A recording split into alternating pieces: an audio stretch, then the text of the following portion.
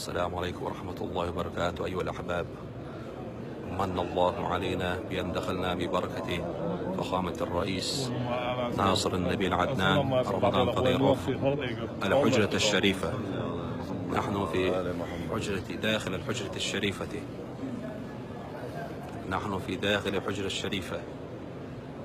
اللهم لك الحمد على هذه النعمة الكبيرة. اللهم صل على سيدنا محمد وعلى صحبه أجمعين. أيها الأحباب، أكثروا من الصلاة على الحبيب الأعظم صلى الله عليه وسلم، فرسول الله صلى الله عليه وسلم بابنا إلى الله عز وجل، والإكثار من الصلاة على الحبيب الأعظم صلى الله عليه وسلم بابنا إلى رسول الله صلوات ربي وسلامه عليه.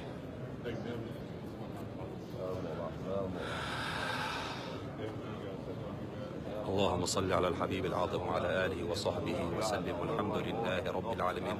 نحبك يا رسول الله صلى الله عليه وسلم.